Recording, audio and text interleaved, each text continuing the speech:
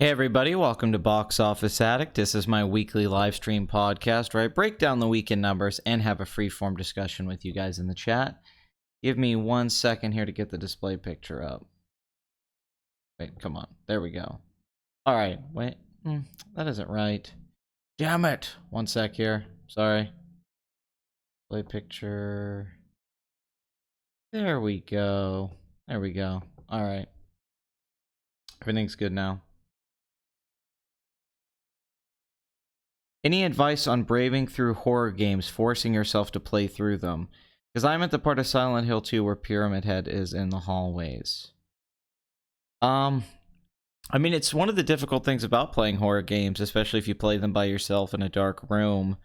The same way I think it's very difficult to watch certain scary movies or read certain short stories or something like that, or watch certain types of videos when you're by yourself. That's the only time I've ever scared, is if I'm alone and I feel like I'm isolated. That's legitimately the only time I ever get scared anymore. I never get scared at things much if I'm in a group setting or if I go to the theater or something like that. So maybe horror video games just aren't your thing if you can't get through it. Some people thrive off that feeling, that elation. They like feeling more tense. They like going into the darkness, if you will. They like facing down things. They like the fact that they can kill some kind of demon, monster, creature.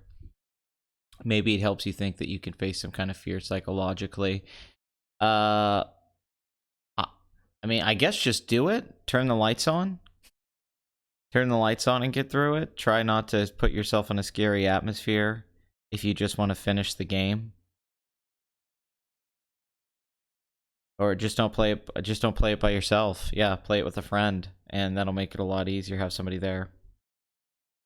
What's my favorite cheesy 80s horror movie? That's a good question. There's too many to honestly list. The Burning is one, although I don't know if I would necessarily call it cheesy, but The Burning is one that I would bring up immediately. Sleepaway Camp, the Sleepaway Camp trilogy I love, but the first Sleepaway Camp I think falls more under cheese because the second and third are just satires. So yeah, those two off the top of my head, The Burning and Sleepaway Camp. But I mean, like I said, there's so many. Bloody Birthday. I mean, the list goes on and on. I could name you 100.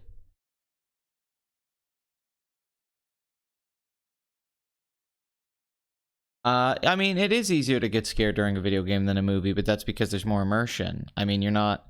A movie, it's hard not to separate yourself from it being fake, being a movie, but a video game, part of what makes video games so fascinating is that you feel like you're in it. You feel like that you're living out this world, and they're designed that way. They're designed to make you feel like you're involved, even though it's all being manipulated by the designers, the developers, and all that. But video games seem to be honestly the best outlet in a lot of ways for horror because of that. You know, most of the things that have scared me the most or have left an impact on me. And honestly, horror games are just longer than a lot of movies. It gives you more time to just build up suspense. You can have long sequences where nothing happens that makes you scared more than you would if you kept saw constant monster attacks. That's why Silent Hill 2 is so good, is that it's not constant, that it actually builds tension. But I mean, I've been scared by, a few movies. When I was younger, I got scared a lot. In recent years, I can't remember the last movie that actually scared me. I've had times I've been tense watching a movie, but I honestly can't recall the last time a horror film genuinely scared me.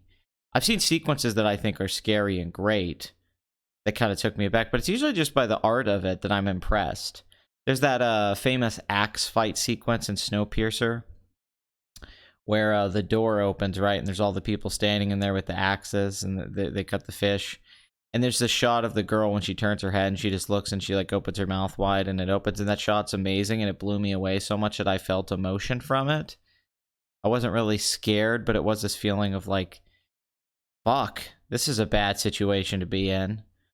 So I've had moments like that, but I think there's a good argument to be made that in the modern day, horror has a hard time scaring us like it used to, even though horror movies are as popular now as ever, at least at the box office. I question if Yeah, because of the internet and being more aware. If we're too, I don't know if watching people get killed by a killer has the same impact it did at one point. I don't know if people can buy into the fantasy of it. I think the world's a little too real now, unfortunately, and I think that affected everything. I think that changed all movies and media. But I feel like with horror films, it's just not the same thing it used to be in the 70s, 80s, and I don't think you could have like a Psycho today. I think people are mentally programmed in a different way. So I'm not exactly sure. I think it's harder to scare people.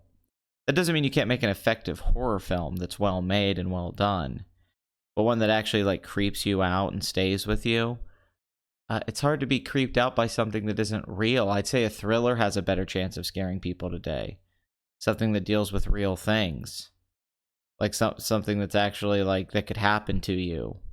Not some masked guy, going from house to house, stabbing people with a big knife. Because you're like, well, yeah, you have a cell phone. You would just call somebody today. Um, People keep their doors locked. This isn't a different era. Whereas, somebody shooting you or somebody doing something to financially fuck you over or to ruin your life, I think could be a lot scarier.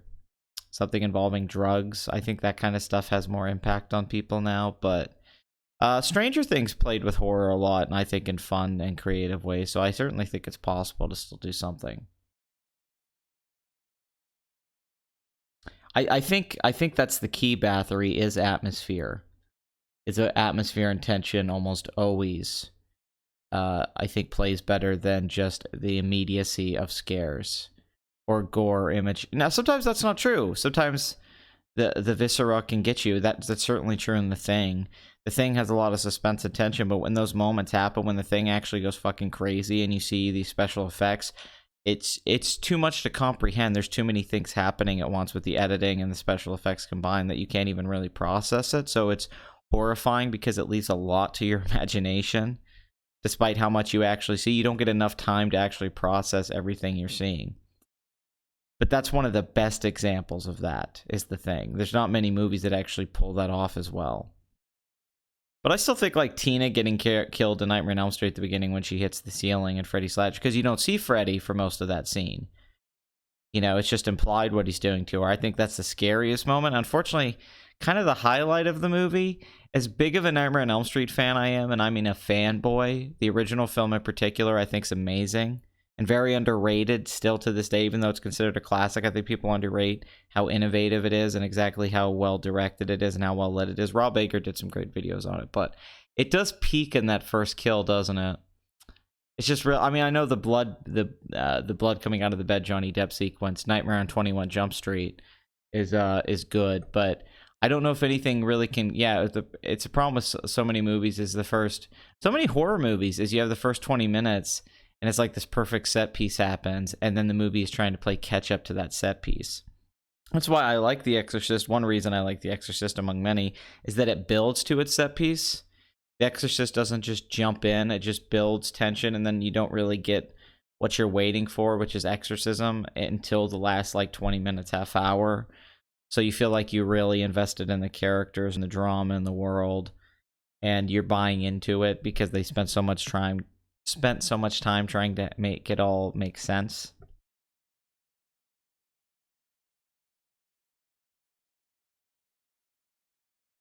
I'll always take Silent Hill over Resident Evil. I think Silent Hill's aged a lot better than the Resident Evil games as well, even though I do like Resident Evil. But I think Silent Hill 1 through 4 have all held up remarkably well.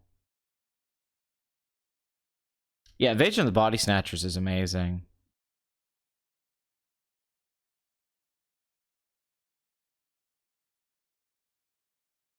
Yeah, A New Hope does build. Yeah, that's, I mean, if you're talking that kind of pacing, yeah, that's one reason A New Hope is kind of special. In not just Star Wars, but in movies in general, and why I think it was such a crowd pleaser is that, it's not a slow burn. It's just there's a lot of moving pieces and a lot of characters and beats getting established that when you actually it all comes together, remarkably comes together in the third act with the trench run and everything. That's when it's like, okay, yeah, and you feel like this is the big special effects movie that the whole movie's been promising, and you get it in the finale, which is part of the brilliance of New Hope that people don't talk about enough is that New Hope actually is a building movie. It actually builds to a payoff. It doesn't just give you. Some people would think of it as a movie with a bunch of payoffs, and that's true. It's a bunch of payoffs of nice lines of dialogue, set pieces, but really they're all building blocks for what is the mega set piece at the end, which is a groundbreaking technical achievement still to this day. When you watch that sequence, it's kind of, it takes me back. I mean, every time I watch it, I'm like, how the fuck did they do this in 1977? You really have to view it in that context, that sequence is from 1977. There's really nothing else to compare it to except like 2001. That's the only thing you can compare it to. And it's honestly, it's got a lot more speed and cuts than stuff in 2001. So in some ways, it's even more impressive. I'm not saying George Lucas is Kubrick, but he took a lot of the things that Kubrick innovated, at least with how you do space, and then he said, "Can I add more to this?"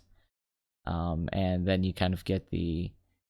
Really, when you watch it, it feels like the first actual special effect modern blockbuster moment that really feels real, that sells it, that you don't feel like there's this fakeness to. I mean, they're wrong. There's other great blockbusters before Star Wars, but you could see why Star Wars is Star Wars. It's that level of commitment in the tiny moments, but also how perfect the grand moments are, and how everything after it kind of tries to copy that to capture that feeling, that moment you get with the Death Star blowing up.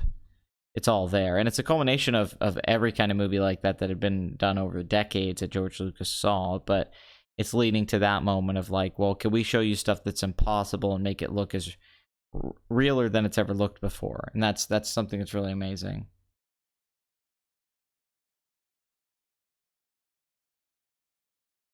I mean, that's only because they couldn't come up with something more creative to do with Return of the Jedi, Craig. I mean, you got to think at the time, I know George Lucas had all this stuff planned out, but they were just making one movie. So the idea, I think if he had known that he was going to make sequels, they were going to get greenlit, because I don't care if he wanted to make them, that doesn't mean it was going to happen. So he probably was like, well, this is my moment to do this. I got to do the trench run now. And, you know, then they get the medals, they blow up the Death Star, it's over. You could end on that moment and have no more Star Wars, which would be interesting if that was the only movie.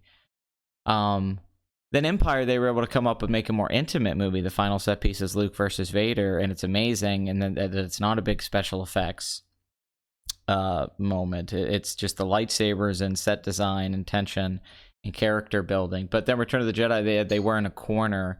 They're like, how do we top ourselves? Because can we capture... They kind of try to do everything, and that's a flaw with Return of the Jedi, is that they try to give you the grandiose final battle in Star Wars with what's going on at the second Death Star, and then they're trying to give you the intimacy of the ending of Empire with Luke and Vader, and that works well, that part. And then you get the door, Han Solo hanging out at a door for 45 minutes on Endor, and they're like, yeah, let's just do more, but none of it's that creative. Even the stuff that works so well in the throne room sequence in Return of the Jedi feels so derivative of the stuff that worked really well in Empire. Like the use of shadows and it being darkly lit, and it's psychological, the lightsaber duel. It's not just a physical thing. A lot of that is stuff that we'd seen done a little bit better in Empire. And beyond that, yeah, just even though all that stuff in Return of the Jedi is great, I'm not trying to say, well, the Endor stuff maybe not, but I'm not trying to say that the space battle in Return of the Jedi isn't amazing. It is. But I don't know if it has that weight to it that it has when it feels... Because it feels like new. It feels like there's a sense of discovery and a feeling of something new happening with the first two Star Wars movies that I don't think Return of the Jedi has as much. I never feel that when I watch it nowadays. I did when I was a kid, but when I watch it now, I don't feel that sense of like everything feels new and fresh. There's moments like when they first get on the speeder bikes, it's like, that's cool. That's a cool thing. But I don't know if it ever reaches the heights of Hoth or the trench run.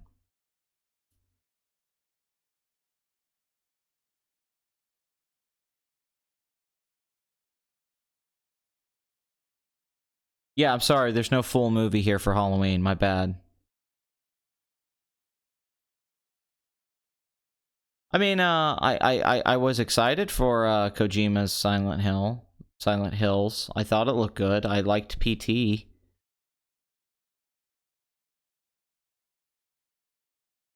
Well, the problem with the Ewoks is just that their culture's not that interesting. They're not that interesting from a design standpoint. They're actually very integral to the plot. They're like the hobbits of the Star Wars universe.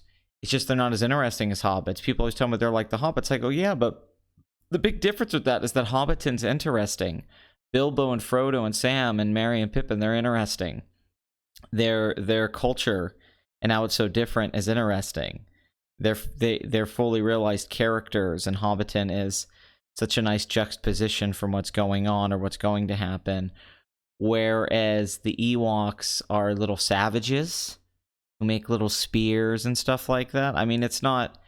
It doesn't have that thematic and tonal balance that's in Lord of the Rings. So I hate when people say that they're like the hobbits. They are in a shallow way, in a very shallow, generic way, but they don't capture what's great about the hobbits in the Lord of the Rings stories. And certainly they're not nearly as interesting as some of the stuff that the characters run into or have to deal with in the other two movies. I mean, really, this one of the biggest strengths of Star Wars is Darth Vader.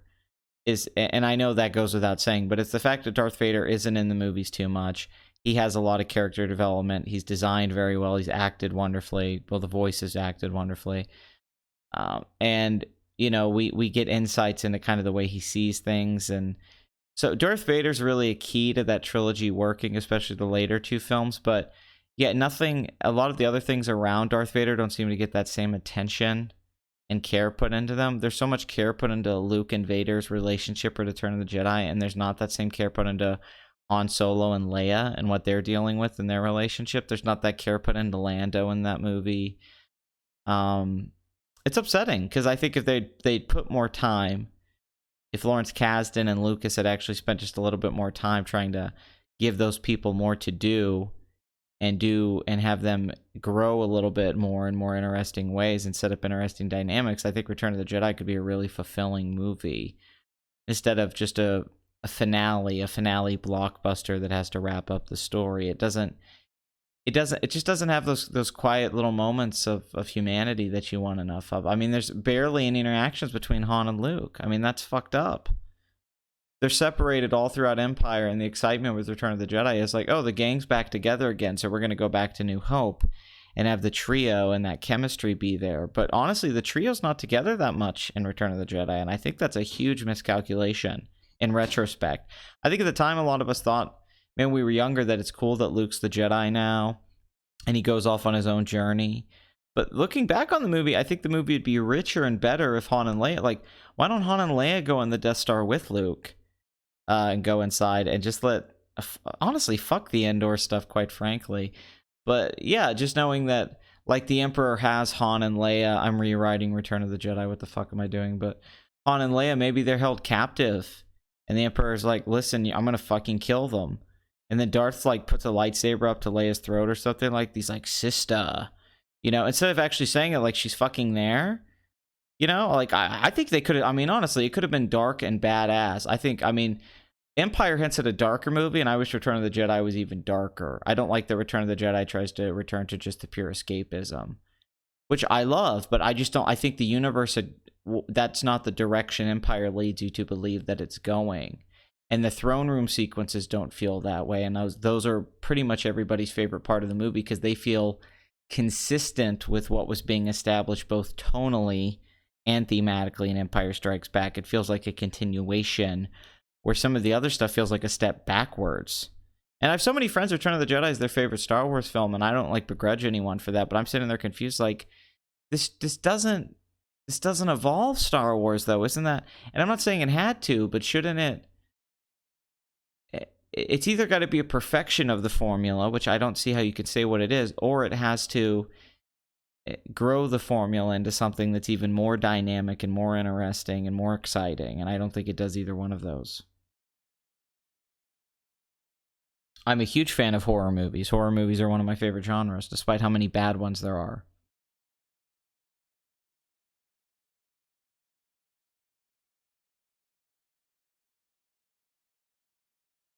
I think you could mess with the throne room. Personally, I disagree. I think the throne room could have more. I want more throne room. I want more stuff going on the Death Star. I want more stuff with the Emperor. I say more. I think that's your movie. I think that's your meat and potatoes. Because really, honestly, the throne room's not even in the movie that much. It's just those scenes are so good. I'd say more is better with that. Less is more, but not in the case of the throne room. The more, the better. More Emperor, more Empire, more Vader conflict. Get Leia involved. If you're gonna do the plot twist that Leia's Luke's sister, don't just bullshit cop out with it. End an interesting love triangle and all that stuff. Like, really, it just makes Leia and Han boring. Leia and Han are pretty fucking boring in Return of the Jedi. Give them something to do, especially Han Solo. Jesus Christ. Could you please give him something to do? And yeah, that's the death thing. I mean, that's why Harrison Ford ultimately was right, that there's nothing for him to do, so you might as well just fucking kill him. If you kill him in Return of the Jedi, then at least it has that emotional weight to it. They're like, shit, Han died. But there really nobody dies, right? Nobody major really dies in that movie, and that's probably another thing that kind of makes it feel a little... Also, I just wish the film went to more cerebral places. Cerebral places. I wish it was more artistic. I wish that it left more open to the imagination. I wish that it had more poetry in some of it. I don't think it does. It feels, in many ways, Return of the Jedi feels like one of the first blockbusters in that way. That it was just going to be a summer movie you go see for the special effects and all that. That it wasn't something special anymore. In the same way Temple of Doom feels that way. And even though, like, once again, I like both of those movies a lot, they're not Raiders of the Lost Ark or New Hope, and there's a significant reason for that.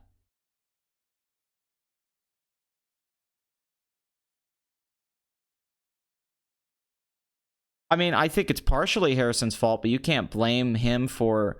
He didn't write Endor and all that shitty Endor stuff and have him stand by a door for 4... I mean, I don't think he... I blame Lucas and Lawrence Kasdan for that, or whoever. I mean, but I don't... They could have given him good lines of dialogue and given him something else to do. I mean, even if Harrison Ford would have been phoning in his performance, that doesn't mean that they couldn't have given us some better Han moments. You know, whatever. If Harrison Ford was going to phone his performance in, fine, but that doesn't mean Han had to be written that way. Maybe not spend the whole movie rescuing Han, but have Han not be in the majority of the movie might have been a good decision. Because I actually think one of the biggest mistakes with Return of the Jedi is the first half hour, is that they spend so much fucking time on the Jabba the Hutt stuff. I think it goes on way too fucking long, and it takes a while for the movie to fucking pick up and actually turn into its own story. You got to think about that. That's like this long prologue. I think if it was like 5 minutes, they go to Jabba's place, they kill Jabba, and then they're like, okay, where the fuck is Han? Like, if Luke just went there and fucked shit up, and then it was like, okay, where's Han? Show me. And then Han's not there. And then they're like, okay, we got to find Han. And then they got involved with finding out there's a new Death Star, even though that kind of sucks too, and the Emperor Darth Vader. But yeah, I think spending so much time with the beginning there also, even though the film's paced great, I'm not acting like Return of the Jedi isn't a well-paced movie, but we could have probably spent that first half hour on, like, Luke and Leia bonding, and I think that it would have been nice to see Luke and Leia talk about what it's like not to have Han around. It's so sweet that in that scene at the end of Empire, they're on the ship together. I just would have liked more of... I want more character moments. That's really what's lacking in Return of the Jedi, except for Luke, is there's a lack of character moments that really... I mean, it's like Leia interacts with the fucking Ewoks, you know? I mean, it's just... Ugh.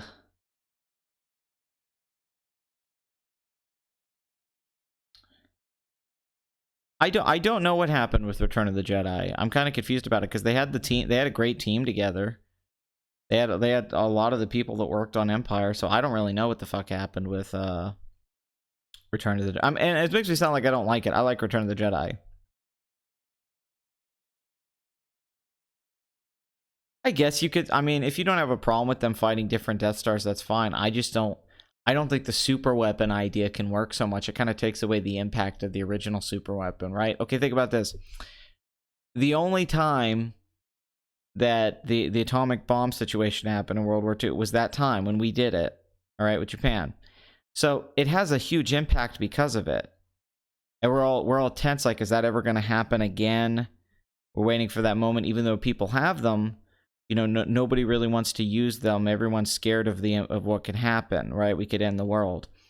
And that's what was so special about the Death Star, was like, this was that weapon, but they stopped it, but those weapons are always out there. But you take away a lot of that that tension that it could happen again by having it happen repeatedly. Like, oh, every 10 years there's a nuclear bomb? Okay. Well, then that kind of takes away some... It's like if there was a Pearl Harbor and 9/11 every 10 years or something, you know, you gotta... Which I know these are really bad things to compare it to because Star Wars is a fantasy, but it's good to have the feeling of like, well, maybe it'll come again. Like, it would have actually worked better in, like, the new trilogy had a new super weapon not been in Return of the Jedi, and also if they really were building towards a new Death Star, like if the new trilogy was about them trying to make something like a Death Star, but they didn't have it done yet in Force Awakens, and they were just learning it was getting made, like they're making something that's even worse. And then you're like, oh wow, this hasn't happened in 30 years. They're going to do what the Empire did before, except this time they're making it to where you can't destroy it. And what are you going to do now? You know, but that, unfortunately, there was really no way to do that, so they should have just ignored it altogether.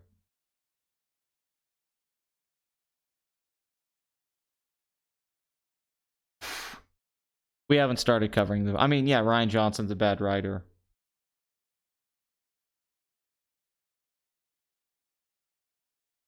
What are you talking about? Han has a moral backbone in the first movie. That's the whole arc of Han Solo, is that he's a good guy. Is that you think he might be this piece of shit when he first meets them, and then as the story goes on, he ends up really caring about Luke and Leia, and then he comes back to save Luke at the end because he's a good dude, because he likes Luke and he's willing to put himself in a bad situation with Jabba in order to do what's right. He totally has a moral backbone. That's kind of the key ingredient to his arc in Star Wars and why he became such a fan favorite. Is because he's a supporting character that ends up kind of stealing the movie from the lead character. He's the guy that you shouldn't root for, but you want to, and then he ends up being the guy you actually should root for. Because Luke was rooting for him too. And that's why that friendship feels so nice. That's why the friendship between all three of them feels so nice, is that it feels earned. It's not forced. They actually go through some shit together. And Han starts to understand the weight of this and actually see that, oh, this kid is special. There might actually be this Force Jedi stuff might actually have some legitimacy to it that I didn't think of before. Maybe there is hope. He finds hope too through Luke, just like the other characters do.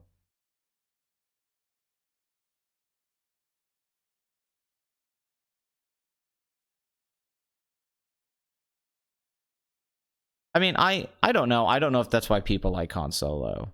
I don't think that's why people like Han. I think they like Han Solo the same way people like cowboys. I don't necessarily think it's because people like him for not having a moral backbone, because that's not Han Solo's character. So why would people like him for that?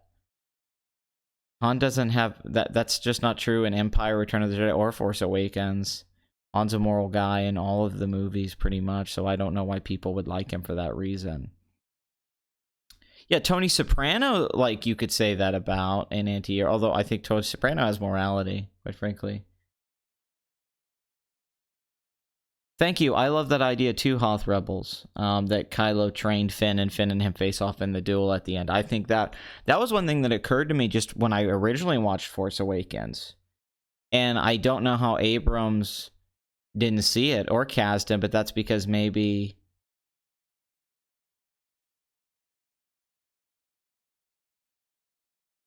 What movie? What are you talking about? Why don't you talk about the actual movie, not fucking an hour of filibustering of bullshit?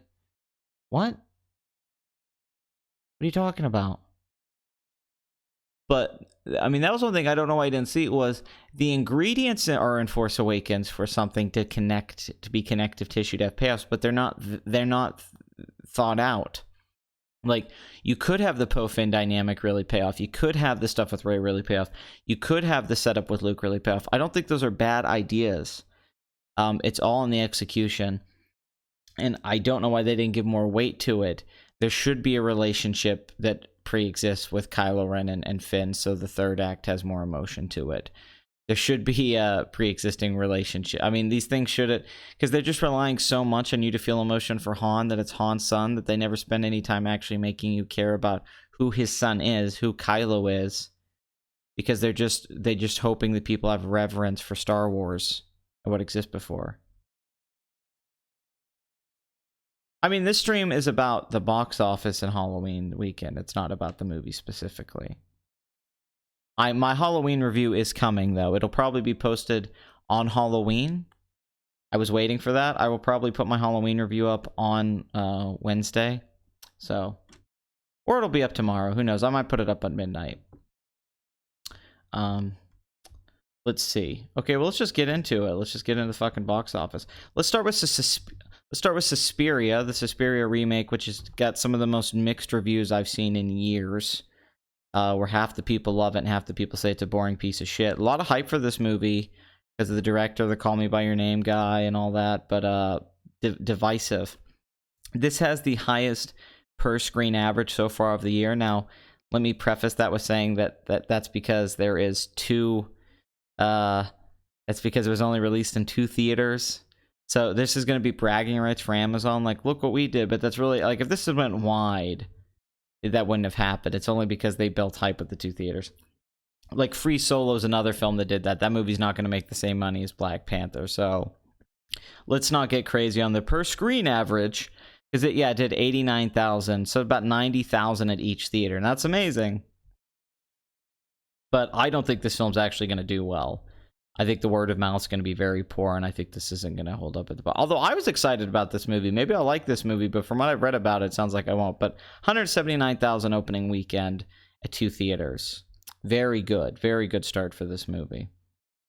Can You Ever Forgive Me, starring Melissa McCarthy. 135% increase, 610,000 so far. Very critically acclaimed film. Let's move up a little bit. Some of these really don't matter. The House with a Cock and Balls. 111 worldwide, 66 million domestic from Eli Roth, a horror director making a non-horror movie. Bad Times at the El Royale continues to be a major bomb and disappointment for director-writer Drew Goddard. 16 million domestic, 27 worldwide, $32 million budget. Pretty much a failure financially and even to the extent critically of trying to mimic a Tarantino-esque success. I'm not saying the movie's bad, folks. I'm just saying, you know, he says folks a lot. So does Razor. The fuck is with that? Anyway, the fuck is this movie? I've never heard of this movie. Does anyone know what the fuck this movie is? Pure Flicks? God's Not Dead, the case for... Oh, okay. I gotcha. Alright, well, I don't know what that is. Johnny English Strikes Again, 1.6 million. Holy goddamn. Now, to be fair, the film's already made 107 million foreign. Rowan Atkinson's one of the biggest stars with the Brits, and all of the Johnny English movies and B movies have been huge hits. This is a terrible opening weekend, and I don't think this film will be in theaters very long, but they really didn't need to release this year, quite frankly. This movie's going to make all of its money internationally. The Old Man and the Gun, starring Robert Redford, 1.8 million, 7.2 million so far, doing okay. Mid-90s from Jonah Hill, who seems to be trying to capture something like that 90s film Kids with this film, is what the vibe I get from this. $3 million opening in 1,200 theaters. I'd say that's pretty bad, and I don't know how this got opened at 1,200 theaters. Night School, 3.2 million. This is the video that got taken down originally. They gave me a community guideline strike, but luckily YouTube removed it. $29 million budget, 90 million worldwide. Might be able to break 100 million. Overall, this film did okay. It looked like a disappointment at first, but it's held on well enough, and it could probably make 75 to 80 mil domestic and 100 million worldwide, so not a disaster by any stretch of the imagination. Smallfoot, 4.7 million, 167 million worldwide. Do not know the budget of this. I don't imagine it was too cheap. First Man continues to be a bomb. Just an outright bomb from director-writer Damien Chazelle, who was coming off of Whiplash and the huge hit La La Land. This is a major disappointment. At least, I mean, critically, this film got really good reviews. It's probably going to get some Oscar nominations, but audiences are not responding to this movie. It just got lost in the shuffle. Had a disappointing opening weekend of 16 million, and here we are a few weeks in, only 37 mil domestic. This won't make 50 million, only 74 million worldwide on a $60 million budget. I don't see how they don't lose money on this.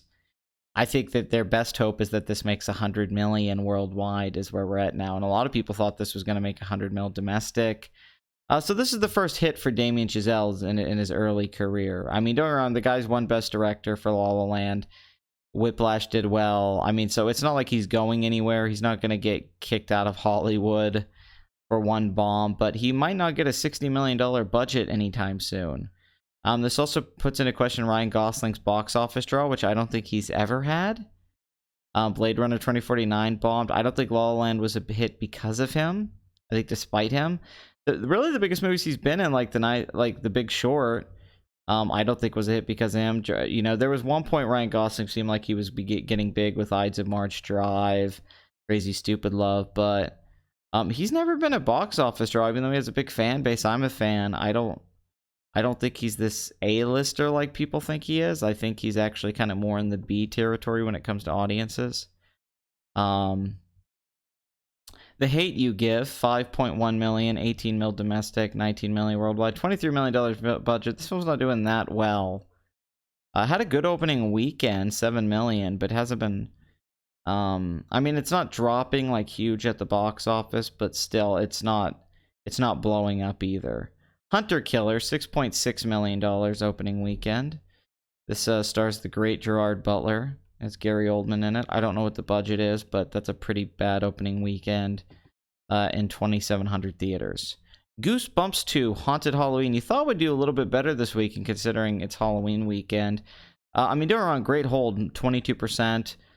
But yeah, 38 million domestic on a $35 million budget, but 62 million worldwide. So maybe this film could make over 100 million. And oh, this is from the director of The Duff, that movie where everyone talks about how the girl's the ugly friend, even though the girl playing her's hot and not ugly at all, and would totally get banged in high school.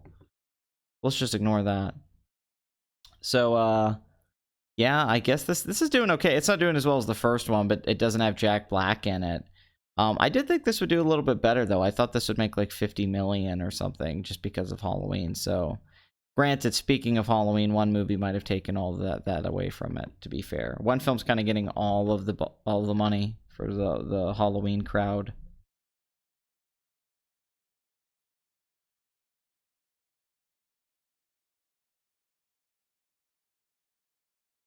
I mean, I'm not blaming Ryan Gosling, but is he really a box office draw is all I'm throwing out there. He's not really. I mean, he's not a guy who's a lead in a movie. I mean, he's been offered big roles like Beauty and the Beast, and that would have made money, yes. But I don't think he's can open a movie. I'll say that. I don't really think.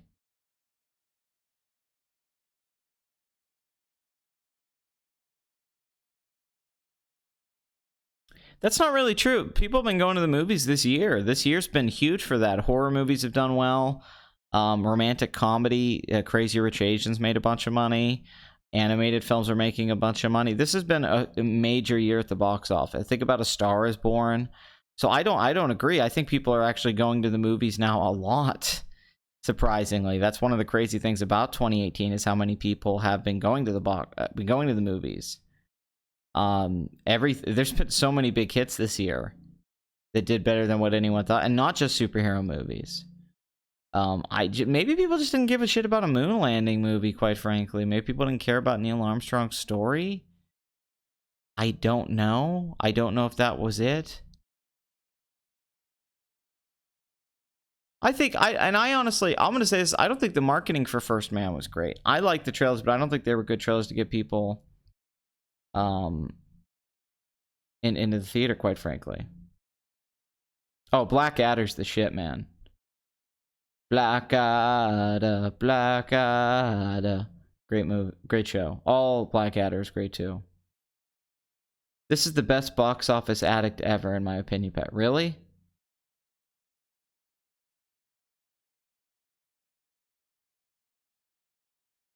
It's just this early on and you already think it's the best one ever. Well, awesome.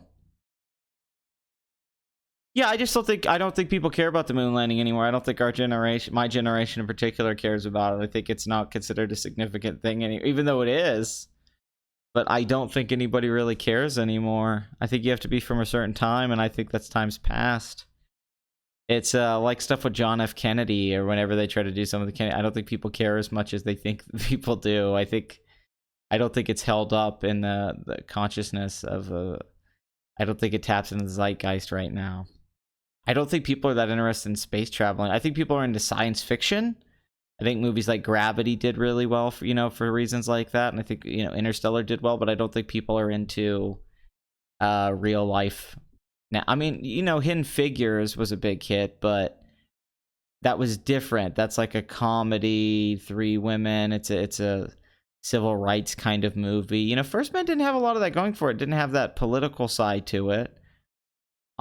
It didn't show this is something you haven't seen before, at least in the marketing is what I'm saying. I mean, it didn't really draw anybody to it outside of saying this is going to have the moon landing. And I guess that just wasn't enough for audiences. They needed more than that. Oh man, the first Blackadder series, that one's amazing. You're crazy. I like 12 Monkeys a lot. Even though it's kind of bullshit and the ending's bullshit, I love 12. I still love it. 12 Monkeys is great. It was a very analytical breakdown of Star Wars, more so than usual.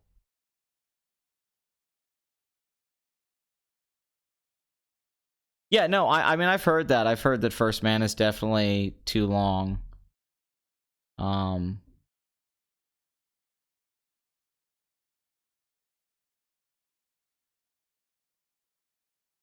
No, I said Hidden Figures. I just think Hidden Figures was more people went to go see it because of the social aspect, that it was about these black women that were ignored, that were on.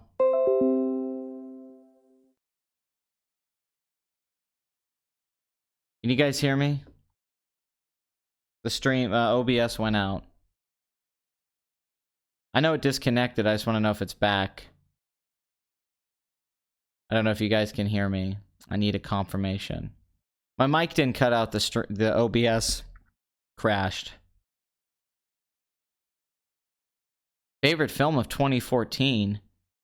Jesus fuck. I don't remember. I'd have to remember what the fuck came out in 2014. I might get it mixed up with 2015. I mean, I had a favorite film of 2014. I just can't remember what the fuck what was the movie 4 years ago. Was 20... God, I think the stuff I'm thinking about was 2015? Was 2014 the year, like, Gone Girl came out? Or is that 2015?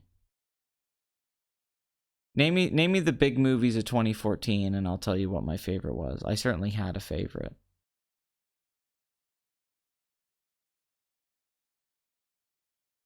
Oh, no, you're right. The first... I mean, I made a video on the Apu situation. It's called In Defense of Apu. I think it's bullshit. I think, I don't agree with it. I don't like the idea that he's the only character that's ever represented them, and it's a stereotype and it's toxic. I've met Apus. There's an Apu just down the road from my apartment who owns a gas station. There are people like Apu. It's not an over-the-top stereotype. It's very fucking accurate to certain people. Hank Azaria based it off real shit. Even beyond that, every character in The Simpsons is based off stereotypes, which has been reiterated by many people defending this. Homer's a stereotype, Marge is a stereotype, Lisa's a stereotype. The whole fucking show, the mobsters, everything. So it doesn't... It's just like, why does Apu get special treatment? The fact that this guy made this documentary years after and acts like The Simpsons or Apu's somehow still fucking relevant modern episodes. It's just classic ones. He's like, they can evolve the character. It's like, dude, by the time you made the documentary, The Simpsons have been on 20-something years and hadn't involved shit. What the fuck were you talking about? Why not just try to evolve the entire show, which should have already ended a while ago? I don't know why everyone's making a big deal like The Simpsons still has some... Like, I don't even think 3 million people a week watch The Simpsons anymore. It's not that it only makes money because of merchandise. That's the only reason that they keep it around, is that they make like $1 billion every year. But The Simpsons is not this show that everyone's watching week to week and talking about it. And Apu's not even that big of a focus on most Simpsons episodes the last like decade. I've watched a lot of modern Simpsons, so who gives a shit? The documentary is boring. I know the guy's original point was it to get Apu off the show. It sucks that social justice has led to them just taking Apu off because they don't want to deal with the controversy. But either way, I don't know why anyone gives a fuck. Who cares? Why not attack the Big Bang Theory for its fucking terrible characterization and stereotype? Why the fuck are we going after Apu, who actually is just showing as a businessman who, like, is successful Just has a bunch of kids. Like, I don't see how Apu's a bad representation. I've never understood that. I think Apu's very likable. He doesn't make me think badly of them. I don't.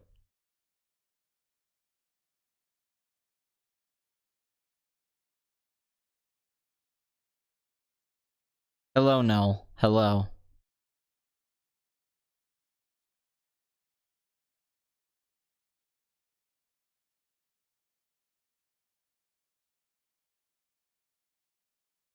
Well, then that's fine, because he was probably a bad comedian. The Lego movie came out in 2014. Well, the Lego movie was certainly not my favorite movie of 2014. I mean, I like the Lego movie.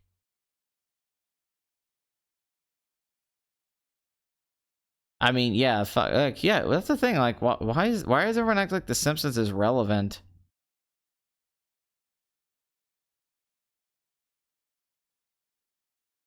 Okay, I know Whiplash was high on my list that year. Then Whiplash was probably like my number 2 that year. If Whiplash was 2014, for some reason I was thinking Whiplash was 2015. Okay, well, 2014, then Whiplash would have been like number 2 and number 3. I can't remember what my number 1 was. I remember I had one because my friends were all like Whiplash, and I like some movie a little bit better than Whiplash. Oh, I think, did The Guest come out in 2014? I think The Guest might have actually been like my favorite movie of 2014, or like number 2. I know I like The Guest a lot, even though, yeah, the third act's bullshit, and they ruin a more interesting movie than they could have had. And yeah, Adam Wingard's a hack. I get all that. But the first hour of The Guest is terrific. I still think it's terrific. I think the very first hour, when he first goes to the house and you don't know what's going on, and the way it's directed, and Dan Stevens' performance, I think all of that's phenomenal. I love the first hour, or maybe hour, 5 minutes of The Guest. I can even accept the third act and all of its problems. Yeah, then The Guest. I mean, I think the first hour of The Guest, when it's Halloween meets Terminator, is awesome. Love it. If it was me writing it, I would have just made him the brother, or the son, if you will, and he changed his face and he came back to protect his family. And then at the end, when the shootout happens, he should be trying to protect his family. Him turning into just a killer and start killing them is a tonal imbalance. It does just not work. And it tries to do like almost a cabin in the woods-esque thing, and I just don't. Even though I still like those sequences, I still think they're funny. I like the music, but yeah, the first hour of The Guest, I think, is awesome. I love the scene where he lies about the kid being gay to get him out of trouble. I love the scene where he takes the kid to the bar and beats up all the guys. I think that stuff's so good. I love the scene where it just cuts to the window and he's looking out there like a robot. So yeah, like that and Whiplash were high up on that list that year. Those are the two that I mean, I liked Birdman. Birdman wasn't my favorite movie that year, but I liked Birdman. I thought Birdman was very good. I thought it was uneven, but the parts that are good in Birdman are great. There's some really great stuff in Birdman.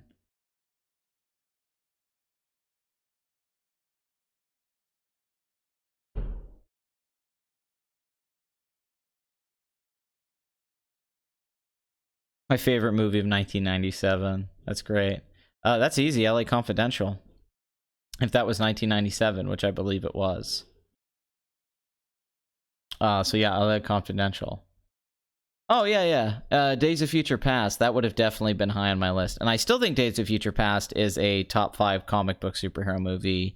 Bryan Singer's second best film behind Usual Suspects, and a great modern day time travel comedy. Really great. Days of Future Past is great.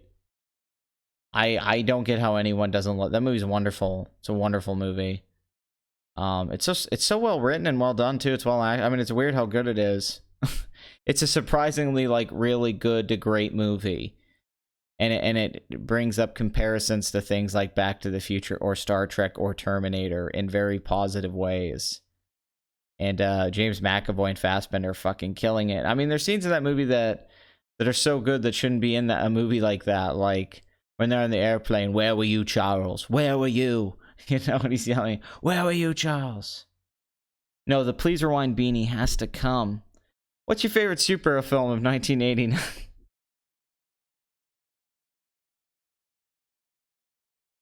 2013, but has Man of Steel held up? No, Man of Steel is as horrible as it ever was. Yes, Jennifer Lawrence is really bad in Days of Future Past, but the movie itself is really good. Well paced, well acted, good plot for a superhero movie. And the fact that Hugh Jackman does take a backseat to let James McAvoy craft a performance, and and the pathos with that stuff for Charles Xavier. I mean, has there ever been something more beautiful with Charles Xavier than the sequence with Patrick Stewart and James McAvoy together, where Patrick Stewart says, "That's our greatest gift, Charles. What we do is that we take their pain, that we bear their pain, that he feels the pain of all these mutants, and that we have to embrace and accept it, and that's what our power is to give them hope through their pain that we can take and show them another way, almost like a respite." I mean, that's a beautiful that's a beautiful way to break down the Charles Xavier character and show him in a way that maybe you didn't think about him, that he has to deal with all of that since he's like been a kid, and how horrible that would be. And he basically becomes a drug addict just to not feel this anymore. And then he realizes the pain is what leads to really what makes him so special and the school so special. That's a wonderful sequence. Singer worked on the screenplay, so did Matthew Vaughn and Jane Goldman, but mainly I believe it was Simon Kinberg who wrote the majority of Days of Future Past. No, the ending doesn't really make sense. I agree, but that luckily the movie's kind of over. I mean, also, yeah, that's my favorite Magneto, too, is in that movie. As far as the movies go, I think it's the most complex, because they think they know him. So when they go back and they get Magneto, they're like, we know this guy, he's going to do the right thing. And even as an audience, you kind of think you know him. And then when he decides that he's going to go bad, he gets so fucking evil. And it's so compelling, and the movie doesn't have this big final set piece explosion Marvel type ending. It's just him going to the fucking White House, and he's gonna fucking kill all these people on television. And there's that great sequence of editing, phenomenal editing, is when he's giving the speech, and then it's cutting back and forth between the future. That sequence is great. And it just ends on a character holding a gun to another character and having to make a decision. That's what Days of Future Past ends on. It doesn't end on a fist fight. It doesn't end on they have to blow up a carrier. They have to fight the aliens. It ends on Mystique holding the gun and Xavier telling her that I have faith in you. I believe in you. Don't do this. You're a good person. And that character has to make a decision. We don't see that nearly enough in that genre. Not nearly enough. Also, there's a sequence I just absolutely love, which is, I've always wanted to make a video on Days of Future Past because I love it. I think that sequence where he stops her in the airport, even though Jennifer Lawrence is fucking horrible, once again, in that movie, that sequence where he stops her in the airport is so well edited and put together. It has that Empire cutting with the Empire Strikes Back thing with Leia and Luke, but that, I know what Trask has done, but killing him won't bring back, it'll continue a cycle that just come home. And the music, I mean, there's so many great, like, Bryan Singer directs the shit out of that movie. Thomas Siegel cinematography, I mean, it's just a well-made movie. No,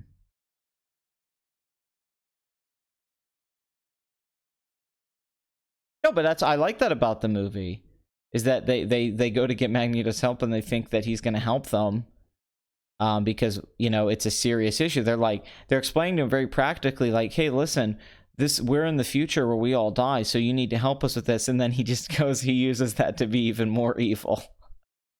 And he has this great moments with Wolverine, like, I don't take it we're good friends in the future. And the Wolverine's like, yeah, you're like me, you're a survivor. And then there's that brutal body horror scene where fucking Fassbender's digging all the shit through Wolverine, and he's like, so much for Survivor. And then he just fucking throws him in the goddamn ocean.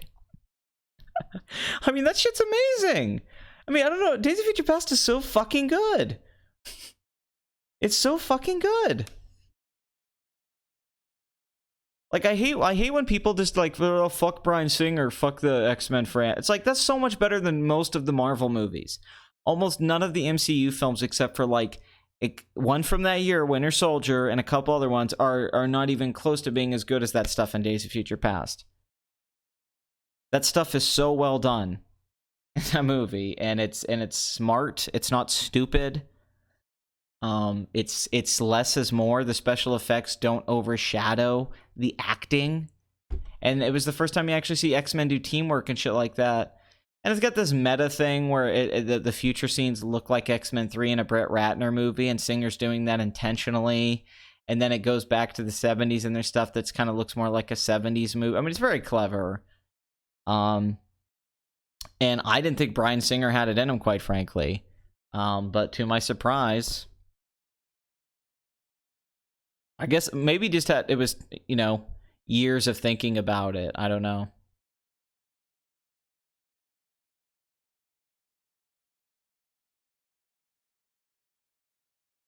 Yeah, I don't know why Zack Snyder thinks that anybody wants his vision. Anyone I know that's a Zack Snyder fan online or that he has a fan base are people that aren't the people you want to be your fan base or go see your movies, because there's like a top out with, there's a ceiling of about $700-800 million box office, and those DC films, Justice League and Batman v Superman, needs to be making $1 billion to $1.5 to $2 billion. So he's just not the right director, because he just can't seem to break out and get mass appeal. He might have been the right director like years ago when like 300 and that kind of stuff was big, but really he's never even been able to reach 300's popularity ever since. Ever since 300's come out, everything he's made, at least financially, I mean, 300 wasn't a critically acclaimed movie, but everything's been a disappointment. He only ever really had that one huge success, that and Dawn of the Dead, and then everything else has been kind of a disaster. So I prefer Days of Future Past to Logan for one reason. Logan has a horrible third act, in my opinion. If Logan's third act was as good as the first two acts, in particular the first, then Logan would be the best X-Men movie. But I hate the third act when it becomes Thunderdome meets Shane. I think the first act is amazing. I think it's so good. I think the second act's mostly good, and then I don't like the farmhouse sequence at all. I don't like the clone Wolverine, and I think the third act just kind of almost ruins the movie. But the first two acts of Logan are great, and it's James Mangold's best movie at that point. Unfortunately, like a lot of movies, they couldn't figure out how to end it, and I think it gets silly and it loses its grit. The last shot's badass though. But yeah, no, Days of Future Past has more emotion and payoff, I think, overall.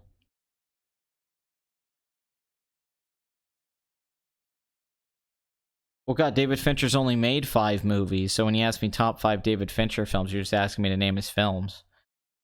In an order, let's go from 5 to 1. This is going to be a cliche list, because I think this is what most David Fincher fans say, excluding the first 2. But this is my personal pick, although I'm having struggles with a couple here, because sometimes I think of The Game in higher regard than maybe. I would go... I'm going to leave Zodiac out of this, which is going to shock a lot of people, but I don't think Zodiac's top 5.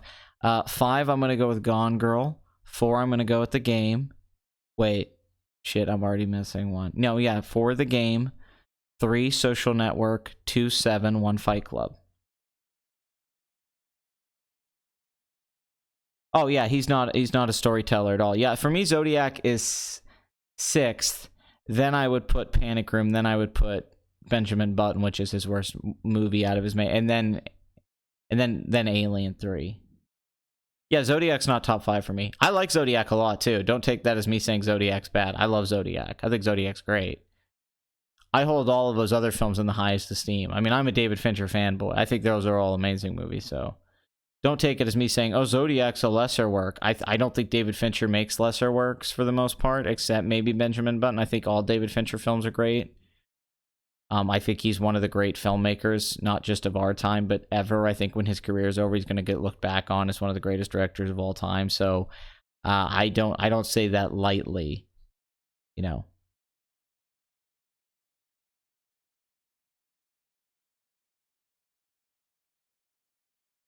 Zack Snyder. Zack Snyder's fan base are people who are pretentious, not realizing that they are. They think that they understand things on a deeper level. When it comes to comic book mythologies and the storytelling and what's done in these movies, they think there's a complexity that isn't there. They would have a point if Zack Snyder in interviews and the guy that we know didn't come off like a total fucking moron that has a nice visual style. But Zack Snyder, the man, does not represent what the fans present him as. And that is the biggest issue. If he talked and he was this intellectual and the stuff he said backed up, you go, okay, maybe there is something here that I don't understand. Maybe he does get this, but it's been very clear now. He's been exposed. So these people, for the most part, they're in some crazy massive denial, but a lot of the time they're just fans of DC. They like Superman, they like Batman, they like Wonder Woman, they like those characters. They're DC fans, and they just like seeing those characters in movies. And they fool themselves into believing those movies are better than they are, and that people are haters. But then Wonder Woman comes out and gets critical acclaim, even though I think Wonder Woman's shit. That's all it is. They're just people who blindly defend these DC characters because they want great DC movies, and they love that Zack Snyder went down that path and tried to make a DC cinematic universe and do things that are, geopolitical, and tried to make themes connected to religion and actually treat them as myths and stuff like that. I think they liked all of those ideas. But I've never heard a good defense for why Man of Steel is a good movie, for why Batman. Every time I've heard anyone defend these movies, it's just hilarious. I mean, because they're so obviously bad that for someone to like them, I could only get you liking it in a so bad it's good way, like it's a guilty pleasure. Then I could understand it. If you enjoy Batman v Superman as like schlock, then I get it. But these people try to argue it's a masterpiece. It's been misunderstood. Like it's going to be like Blade Runner or something. And I just can't. I mean, I laugh so hard when somebody says that. I don't laugh at them, but on the inside, I'm just losing my mind. Oh, I think Wonder Woman's a totally shitty movie, yeah. I don't get the love for that movie. She's very overrated. Her performance is great. Chris Pine's the best part of the movie. His character and him in it is great. There's some nice moments. There's some nice filmmaking. But for the most part, the villain's horrible. The final 15 minutes sucks. The first 20 minutes I hate with the little girl. I think that's terrible. It tries to capture some Donner-esque Superman moments. I think for the most part in the middle, it's an okay movie. It's kind of like the first Captain America. But do I think it was this great movie that it was acclaimed at? No. I think it's a very mediocre to bad super. Honestly, to his credit, I think Ralph the Movie Maker made a very good video explaining why it's bad. It's just a pretty shitty movie. I mean, it's like real. It honestly just gets by that Patty Jenkins was smart to build it around Chris Pine being like a Lois Lane-esque character with Wonder Woman. That was smart. That works. That is charming. And for me, that's about it. Everything else I think is generic superhero movie 101. And and some stuff I think is just bad, quite frankly. I think the villains are all horrible. I mean, it sounds like I hate the movie. I don't hate Wonder Woman, but I don't. I remember me and Ethan Van Sciver kind of went back and forth on this a bit when I was on the live stream, where I was like, Wonder Woman sucks and Black Panther sucks. And then he was saying, no, they did great. He was saying Wonder Woman was great. And I was just kind of like rolling my eyes at the other end, like, what? You thought Wonder Woman? That movie's fucking horrible. Like all the shit you guys say about Last Jedi and those other, it all applies to fucking Wonder Woman. And then he was saying Black Panther was successful because it was a fantasy movie, not because of the social, which I completely disagree with him on. I think it was totally successful and marketed because of the social aspect. I think that was huge. I don't think it's because it was a fantasy movie. But that High Council, I was confused the whole time with that stuff. I'm like, what? Because you could make the argument, oh, they were critically acclaimed, but so was Last Jedi, which is the origins of the High Council.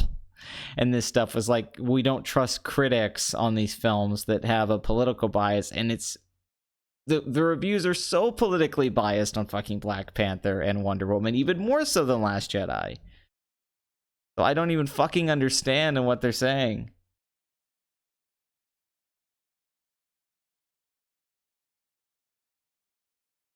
You're right, Will. The Last Jedi is a great movie, and all of us misunderstood its brilliance. And all of those things that can't be explained well, and all of the people defending it being completely horrible, and all of that stuff. Yeah, that's just, we were all blinded. We didn't see it.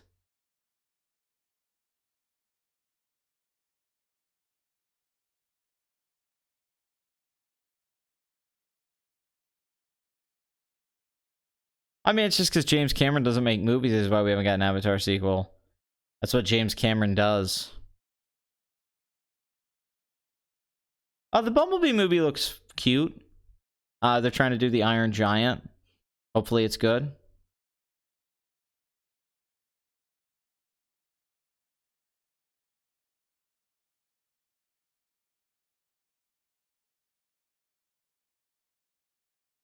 See, I don't think I think Avatar's got bad dialogue. Don't get me wrong, it does, and it's a cliche. But I think Avatar's got a lot of I think a lot of it's really effective from like a filmmaking standpoint. Even though it's cliche, I think a lot. I mean, it's still James fucking Cameron. There's still stuff in that movie I really like visually and how it's put together. But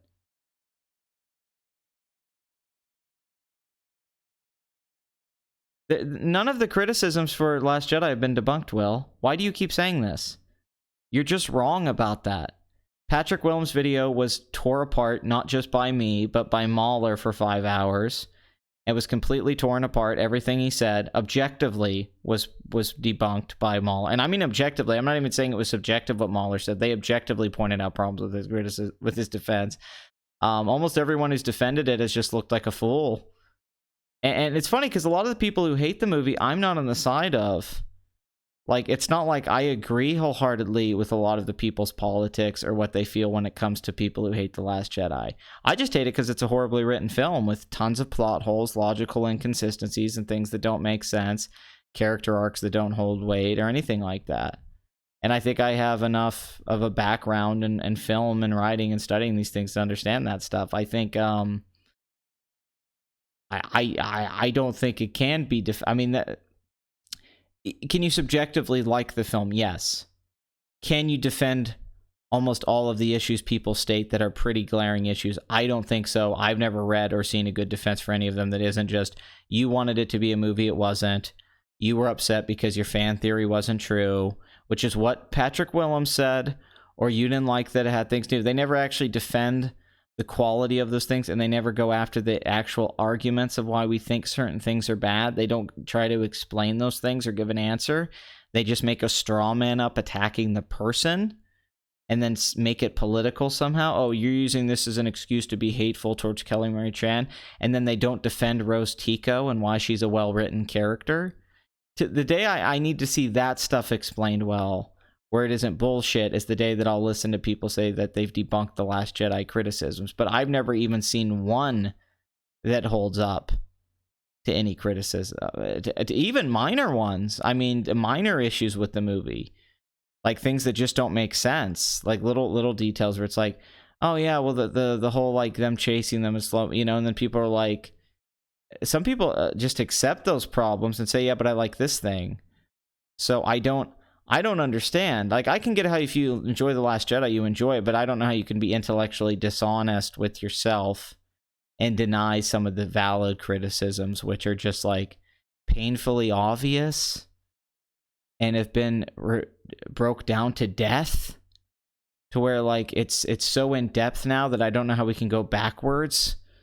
And someone say, oh, that doesn't, you just didn't like this. It's like, well, no, somebody broke this down thoroughly and why it doesn't work. David Stewart, Mahler, Red Letter Media. I mean, it's one person after another, and I'll take all of them over anyone who defends the movie. Are you fucking kidding me? Like, I'll take any of those people.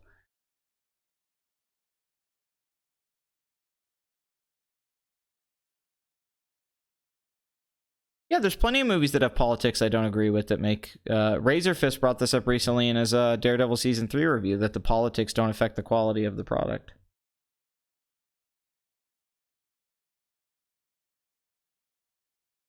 I enjoy parts of Last Jedi too. I'm not acting like all of Last Jedi isn't worthwhile. If you go back and listen to my original live stream in The Last Jedi, I gave it like a 5. I didn't like give it a 1. I didn't say it was the worst movie I've ever seen. I point out a lot of the things about the movie that work. Do I think it's a very mediocre, badly written film? Yes. Do I think it's like one of the worst films ever made? No, I don't. Now, do I think it was the worst film of last year? No, I don't. Do I think it's a possible franchise killer? Yes. I think it could definitely hurt Star Wars in the long term. I have seen the new Halloween, and I'm going to be putting a review up this week, possibly on Halloween.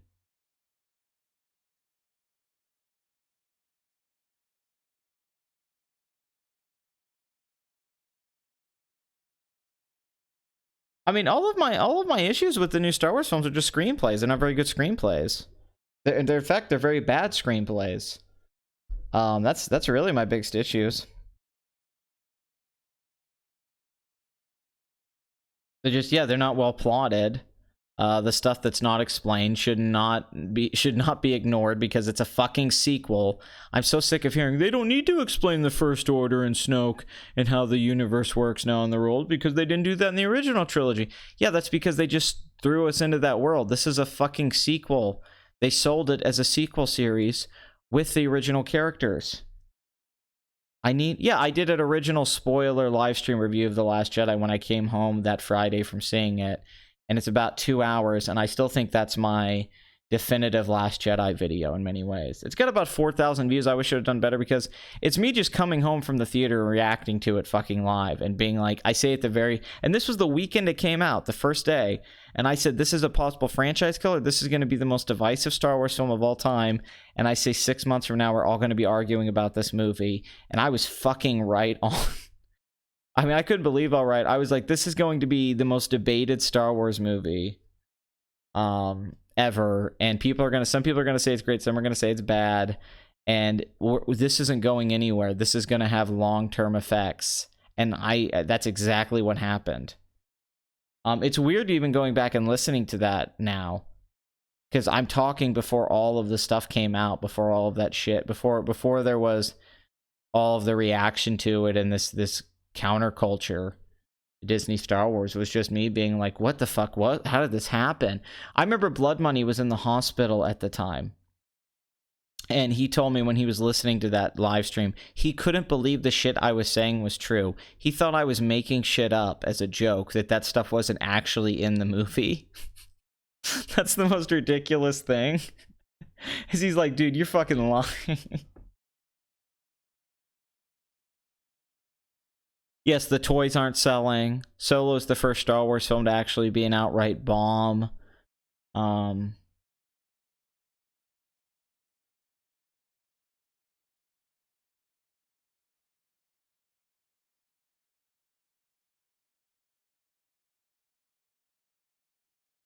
don't know how you fuck Star Wars up this bad. I agree. I'm so confused. How do you not just make a generic crowd-pleasing Star Wars movie like a Marvel film? How can you not make a generic, like, 6, 7 out of 10 Star Wars movie?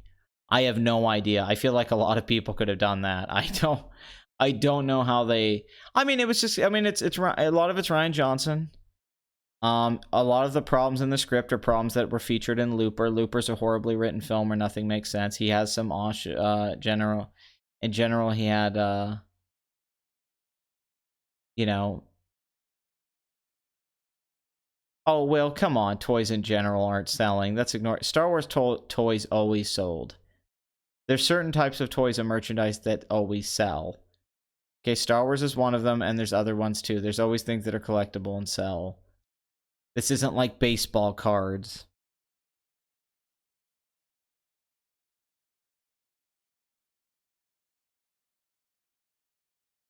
I mean, I'm upset. To this day, I'm upset Lucas sold Star Wars to Disney. I wish he hadn't done that. I wish he would have, if he wanted to do new Star Wars stuff, he could have picked the directors and the writers and made his own thing. He would have made so much more money too.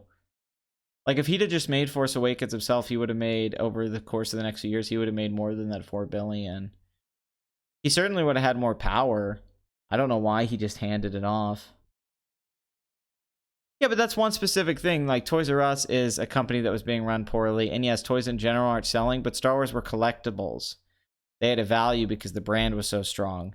And those toy lightsabers were always selling. Yes, kids are buying toys less, but a Star Wars had a strong adult market of people that were buying the toys when new came out. But I think they oversaturated that market and they dropped the quality of the toys. If you actually look at the Force Awakens and Rogue One toys, they weren't very good toys. And in general, the hardcore fan base that always bought Star Wars merchandise isn't coming out in the same way that it used to. And it was there in Force Awakens. Force Awakens sold like it made like $5 billion in merchandise. So when Force Awakens came out, people were buying merchandise. And then by the time Last Jedi started to come around, people weren't buying as much merchandise. And it wasn't just toys. It was across the board, the merchandise. And I think it's because Disney made way too much of it. And they put it all out there, and they fucking thought that they were going to be selling this stuff for the next 10 fucking years, and they didn't think that, oh, wait, not everyone's going to go buy a fucking Rey figure. Because Poe Dameron's figure did sell. Poe Dameron was selling out, but people weren't buying Rey and Finn toys. So that begs the question. Okay, anyway, Venom continues to be a hit at the box office, surprisingly. 10.8 million, 40% drop, $187 million domestically. On a $100 million budget, $508 million worldwide, gonna make over $600 million. They're gonna make over $100 million profit on this. This is a huge hit for Sony. This is a big moment for Tom Hardy. This is Ruben Fleischer's most successful film since Zombieland. He's had a very mediocre career since then. Even though this isn't a well-reviewed film, it also solidifies comic book films are guaranteed like 200 mil domestic and 500 worldwide, it seems. So my advice to studios is make some lower budget comic book films right now. Holy shit. Like, make movies that are 60, 80 million dollar movies to quit making 200 million dollar ones. Because you can have stuff like this happen, where this is going to make more profit than Ant-Man probably by the end of the year. I think Tom Hardy was a factor in this. I think the character of Venom's just so fucking popular that there was no way this wasn't going to be a hit. Because honestly, it's not like the holds have been amazing. Like if you look, 56%, 48, 40. I mean, they're not big drops, but this isn't like the most loved movie ever. But it just made so much money on its opening weekend. This is going to go over 200 million. 600 million is a lock at this point. So this is a huge win for Sony. They're probably going to tie this into the Spider-Man universe. Even though the reviews for this are bad, it doesn't matter if a movie makes money. Because they can always salvage this. And do you really want to throw away the idea of Tom Hardy as Venom as this character? I don't think so. You just need to bring in a better writing, directing team, or figure out a way to mix it with Spider-Man in a way that's actually clever and creative. And I think you can keep this franchise alive, because clearly there's demand for the character of Venom. Clearly the character of Venom is highly popular. So this is still one of the biggest surprises of 2018, and good for it, honestly. Like, as much as you can like or dislike anything, $1 from Cult Film Video. Thank you.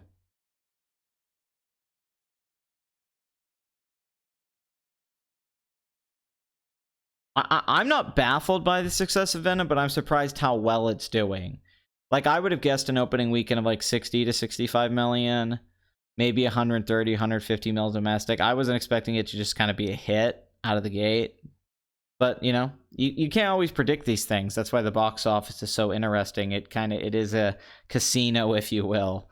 You think you know the score, and you think you have something figured out, and then crazy shit happens, man. They change the deck on you.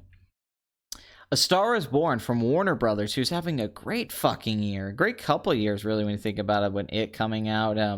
But just in general this year, if you look at Warner Brothers, what they've had coming out, they've had a great year. Crazy Rich Asians, huge hit. The Meg, Ocean's 8, Ready Player One did well. The Nun was huge. Rampage did okay. Game Night did pretty well. So they're having a really good fucking year. Paddington 2 made a lot of money worldwide. A Star is Born is now just a straight up hit. It's doing as well as anyone could have predicted, if not a little bit better. That song Shallow is huge. This is an amazing hold, 25% drop. That's a great fucking hold. Great counter programming this time of the year too, by the way. Big moment for Bradley Cooper, director, star of the movie.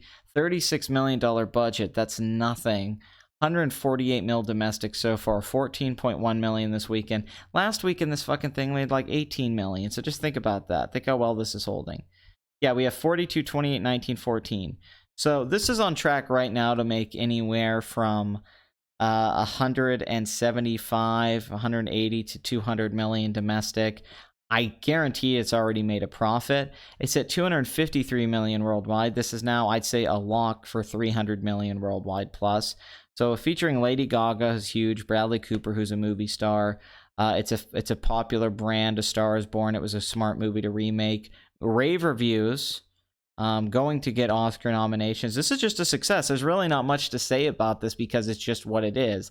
It's a critically acclaimed, huge hit movie with big stars in it. I mean, this is your classic Hollywood success movie. This isn't an Avengers film. This isn't some surprise hit. This is exactly the kind of adult Hollywood movies that used to make a lot of money all the time that it seems like they don't make many of them anymore, but here is one making a lot of money, and it's rated R. You know, so this makes a good argument that you can still make these $40 million, $50 million R-rated films that play to a different crowd that can become a blockbuster. And I hope they make more movies like this. I would like more movies like this. and less Venoms. You know, I would prefer more A Star Is Born. Anyway, yeah, 300 million worldwide's a lock. Who knows if we can make 400 million? I don't know where it's opened everywhere internationally. But if this was just its total domestically, if it had just made 148 mil domestic on that budget, and even with marketing, this would be a huge hit. That's a great total. But this is going to make 180 million plus. So this is definitely one of the most successful films of the year when you consider everything involved with it. That it is going to go on to get Oscar nominations. That the soundtrack is going to do so well. They're going to keep making money off this movie for years. So for Bradley Cooper, he's probably going to get a shitload of money because he's a producer on this as well. This opens up a new career avenue for him, and he's going to probably get credit for launching the movie career of Lady Gaga. So yeah, and he's going to get a lot of Oscar noms. I mean, I think he's going to get a Best Actor nom. If it gets Best Picture, he's a producer. If he gets Best Director nomination, there's 3 right there. And I don't know if he co-wrote the song. So if he co-wrote one of those songs, there's 4. So he might be getting 4 Oscar nominations from this fucking movie. And he already has 2 Oscar nominations. No, he has 3 for acting. The dude's gonna have like 7 fucking Oscar nominations by the end of this. So Bradley Cooper's having a fucking amazing 2018. Yeah, I mean, they're really, I mean, if you like or dislike this movie, I know some of you guys didn't like it. That's fine. I'm not saying like love this movie, but this is successful.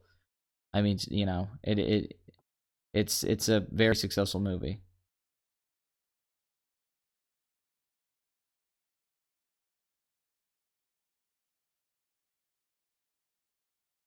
I am back, crazy, from outer space. You just walked in here with that same look upon your face.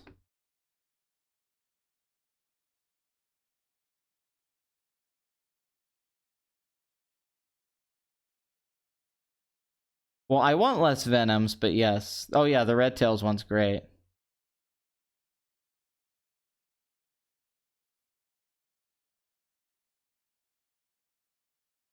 Yeah, that's the thing I like about the box office is that it is like it's the numbers are there. You can't just say like we can't get into subjectivity that much.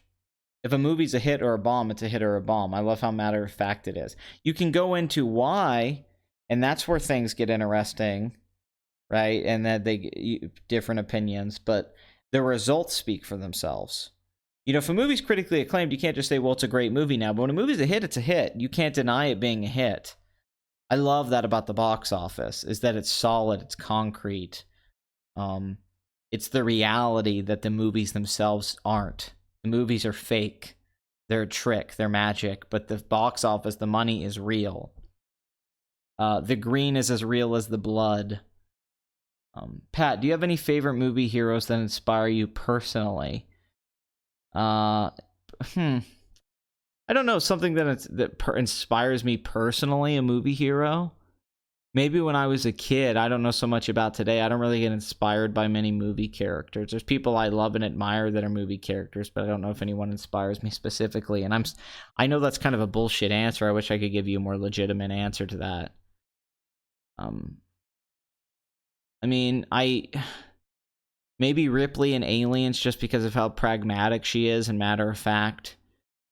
And that kind of stuff, I like that kind of thing. I wish I could be more that way. I strive to be that way, logical. Spock, particularly in Wrath of Khan, where Spock's like, I'm gonna die, because my life doesn't matter. You know, that kind of stuff. I wish I could be that. I wish I could be that emotionally stable to deal with the matter of fact things that I understand that this is the logical conclusion. But I wish that I had the cojones, if you will. To rise to the occasion when I'm faced with that moment.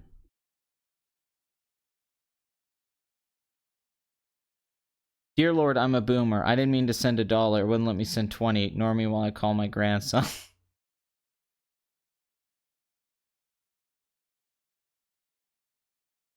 I mean, there's a lot of characters though that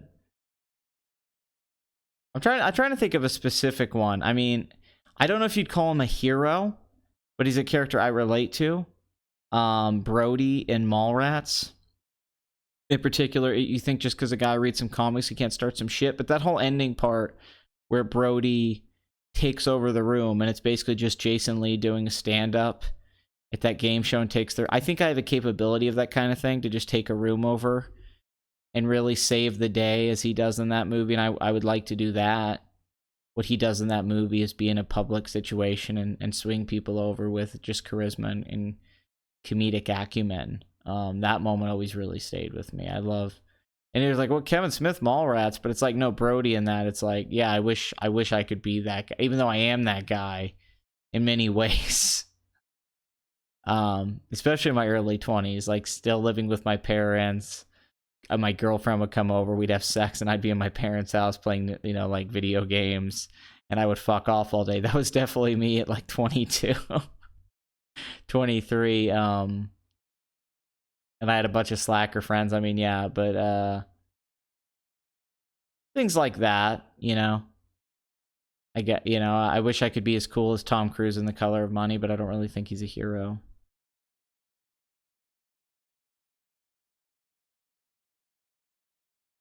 Oh, well, I mean, for me, his best movie's Mallrats. It's funny because I would have said Chasing Amy and Clerks, but I think they've both aged really badly, even though I still like a lot of Chasing Amy. It's one of the only movies that actually explores male insecurity about knowing that your girlfriend's had another dick in her, or that you feel this ownership of her vagina and you wanting to be the only dick. Like, movies don't explore that enough, men's obsession with the penetration of a girl.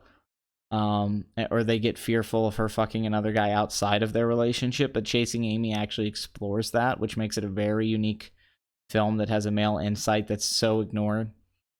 But Clerks and Duran, the guy who plays Randall's amazing. I love Clerks, but for me, the one that's held up over the years is Mallrats. Even though Mallrats isn't well shot, because Kevin Smith movies aren't well shot, the one that suffers the most from that's Dogma. Dogma needed a better director, and quite frankly, Ben Affleck's just miscast. But to this day, when I rewatch Mallrats, I think it holds up more as the cult comedy classic with T.S. and Brody, and just the idea of having a whole movie take place in a mall. I think that's an even better idea than Clerks' idea. I think it's a bigger version of Clerks. I think it's his funniest movie in many ways, and I think that but it basically, I'd go that one, then Clerks. Then Clerks and Chasing Amy, and then Jay and Silent Bob Strike Back, I think, is actually really funny. Good Will Hunting 2 hunting season's the best thing ever, as I said in my hunting. And those are the movies I think of his that are overall the best. That 20 minutes of Tusk where Justin Long's first gets his legs cut off and shit's awesome, like Misery, but the rest of the movie's shit. The Clerks animated series, I think, is the best thing that his name's attached to. Yeah, but Brody has so many things that make him different from Randall. Randall's an asshole in a very specific way. It's the personality of those guys. A lot of it's the actor, and Kevin Smith thinking how cool the actor is. Randall is... Honestly, it's just better actors, too. I hate to say this, even though I meant it, Brian O'Halloran's not a very good actor, like, at all. And Jeremy London, or is it Jason London in that one? It's one of those fucking twin London brothers. He's just much better. And I think Jason Lee's just fucking killing it in that movie. And I think that, yeah, it is like a sequel. It's basically just Clerks again. But I think in many ways it tops it. I think the final 30 minutes game show thing's funnier than the last half hour of Clerks. I don't think it has as much as that Jim Jarmusch bullshit that he's trying to do. I saw lots of birds. Stranger Than Paradise, or what, that fucking overrated piece of shit. Although Dead Man's good, I like Dead Man, and I mean, I'm a Clerks fan. I like Clerks a lot. But for me, Mallrats, I think, is just held up better. I think Mallrats is, for me, it's just a little bit funnier. That's really all it is. I think it's a little bit of a funnier movie. I think it actually having more scale kind of heightens it as a commercial. A successful commercial comedy, where Clerks kind of fails as being like an indie film art project but succeeds as a comedy, if that makes any sense. But Clerks the animated series is amazing.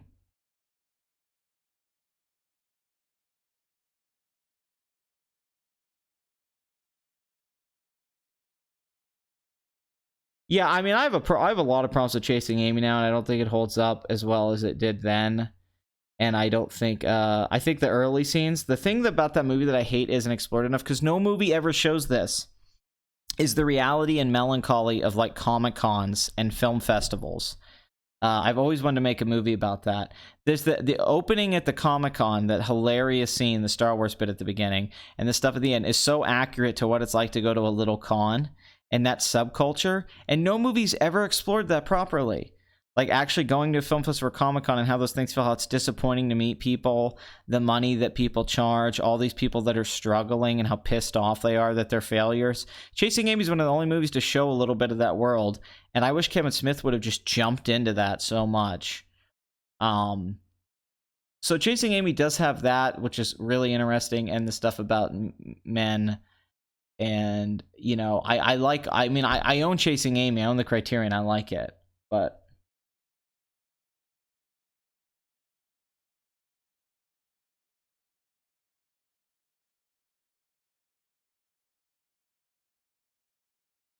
Yeah, I think Raven knows what I'm talking about when it comes to that male thing with the penis and not wanting the girl. That he's so, one of the brilliant things about that movie is that Ben Affleck is so turned on by the fact that he thinks he's getting to be the first guy to fuck this lesbian, and he's so turned on by that. And then once he finds out that she actually has been fucked by men, and not just by like one guy but two guys at the same time, and that they're kind of gross, bothers him so much. He feels so deceived and is so hurt by this, and he can't get over it. That's something that's so ignored in many movies. That's very true to life in a lot of men. I'm not saying all men. I'm not saying you have to feel the way as a guy, but I've certainly seen that in life many times. And the fact he feels like almost this ownership to her vagina. I mean, it's a very cuck movie in that way, but a lot of guys are cucks. A lot of guys aren't secure enough with their own masculinity and seeing women as people that they can't deal with it. They can't deal with the fact that a lot of guys, for some reason, have a hard time accepting when they go on a date with a girl, be with a girl, that she's been fucked before and fucked well by other men. They can't accept that for some reason, or that if she breaks up with you, she's going to be fucked by other men. Some people have a real hard time with. I'm not saying girls don't have a hard time either, but I'm not a woman, so I understand, you know, it's the male perspective. But if you're confident in your submasculinity, you have to accept the fact that the woman's choosing you, that it's not ultimately about her pussy in that sense, or that it's not about all the guys that about her being penetrated. It's about that she's choosing to be with you, and that you can have a fulfilling life emotionally and sexually with that person. It's how you have to be very practical about it, because you most likely, as most people have had sex before and are going to have sex after. So you can't treat women differently, which is making me sound like a feminist, but this is a true point a lot of guys have a hard time with, especially red-pilled MRA guys have a fucking hard time dealing with this. They think women lose value the more men they sleep with, but like, you have to accept that human beings, we have fucking sex as an animal. We have sex with, I mean, and you have to give people the benefit of the doubt, and you have to accept that if she's choosing you, that's the good thing. That should make you feel happy, and you have to try to fight that jealousy or insecurity that you're having, that you're too visual, you're too obsessed with the idea of an image of her vagina getting fucked by another guy, and you assume to yourself that for some reason this guy is a better lover than you, or is bigger than you, or she'll never get that fuck of her life again, that he has ownership of that and you won't have that. That's a ridiculous way a lot of guys think, young guys especially, and they fuck their lives up, and they hurt themselves getting a lot of opportunities with really interesting special women, because they can they convince themselves that for some reason women have to be this special thing, that they're not just people like everyone else. They're not fucked up and flawed like everyone else is. When you actually could see women as people and accept that they are different. They are different biologically. They are different emotionally, but they're still people. You can have nice relationships with women. You don't have to. You don't have to keep making the same mistakes you've made. You don't have to keep being the character in 500 Days of Summer. That also doesn't mean that a girl should be shitty, or that, you know, girls shouldn't just immediately jump to calling guys creepy when they're pursuing. It's okay for men to want to fuck and be sexual and be visual. It's okay. Men shouldn't be judged for being men either. I'm not saying this to put men down.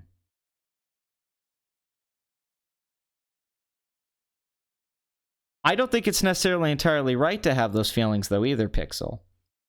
I'm not saying it's wrong to feel that way. But,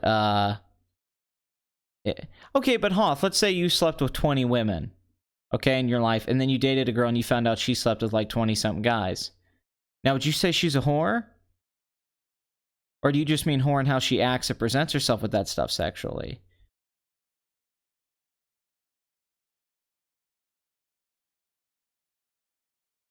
I've always felt this way about women. It's not because I'm trying to get brown. This has always been the biggest issue when I did the patriarchy, or when I've always been in this stuff, is that when I attack feminism, people want me to have this blanket feeling towards women and men and women, or gays or black people, and I don't have that. I'm actually, more so than I think a lot of the liberals and a lot of the people that even go on the right, I think I see people as human beings. I think I try to,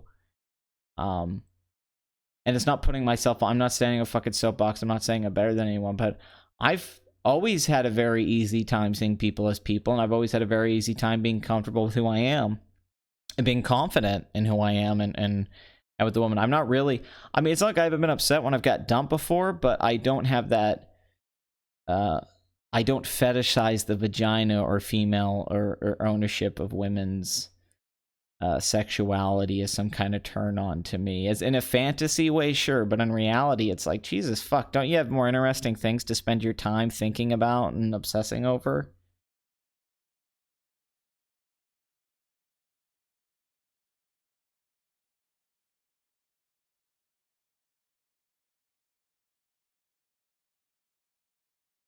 Okay, but let's say this, M-Pixel, right? If you had the chance to bang 2 or 3 chicks in the same night, wouldn't you do it? I mean, really? Like, I'm just saying, like, if you like, if 3 chicks were like, we all want to suck your dick right now. We all want to, I want to suck in your balls. I want to suck your dick. I'm gonna fucking kiss you all over. And then you get to fuck all 3 of us. You get to go boom, boom, boom in each one of our pussies. You get to fuck us all up the ass. Right? You wouldn't be like mouth watering, like 3 hot ass girls, they're making out and stuff. And then if you heard that, because this is a very interesting insight into men and women, you'd be like, fucking A, I want 2 chicks to suck my dick at the same time. That'd be amazing. As someone who's had 2 chicks suck their dick at the same time, I could tell you it's amazing. But then if you found out a girl had a dick in her ass and was getting, this is so profane, but if a girl was getting banged with, you'd be like, motherfucker, what a fucking dirty slut she is that she had a dick in all her holes. Like, ugh. God, she's great. How could she want the 3 men to just dominate, like, degrading? And I understand. I feel that way too. Like, she's being degraded. But, like, as a guy, you would jump on that same situation because you're the one feeling like you're getting the advantage in the degrading of the girl. But that might just be because men penetrate and women take it. So that might be where a lot of this comes from too, which is also interesting with the lesbian thing because of strap-ons. So one of the females takes on the penetration role. And that probably also shows you a bit of the psychology of lesbians. I wonder, do lesbians go through these struggles too? Do lesbians relate to men?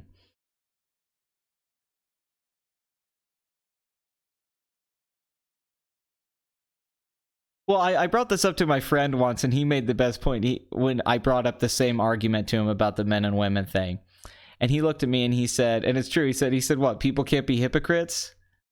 And I go, what? He goes, I'm serious. What, I can't be a fucking hypocrite? I can't be okay with the fact that I want to bang my girlfriend with another girl, but I don't want to bang another dude with her. I don't want her to be with another guy. And I'm like, hey, fair point. We're allowed to be hypocrites. I don't see anything wrong, really, with being hypocritical. I don't hold it as a criticism like other people do. Well, if a girl told me she had a dick, I would probably tell her I'm not into that.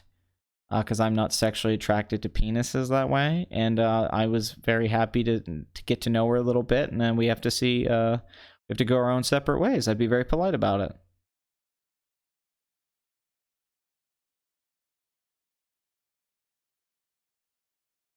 Yeah, I know 2 lesbians in my life that are both extremely hot, but it is rare. I know a lesbian couple where both of them are like 8 out of 10s, if not one of them being a 9. And they're like the hottest. It's like, how the fuck did this happen? How'd you 2 find each other? But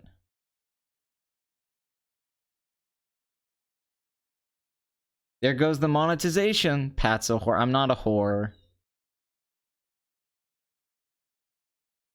It's not if she was hot enough, the single mom, because I've met a lot of hot single moms.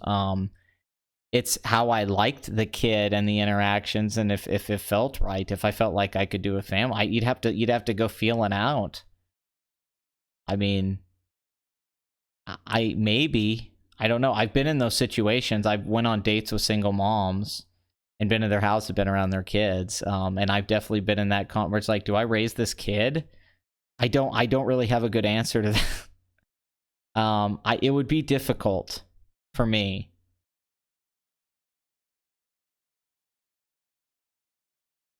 Any hot girl that I've dated usually turns out to be slutty, and I get unhealthy jealous. Then she starts liking guys. I'm a hot single mom.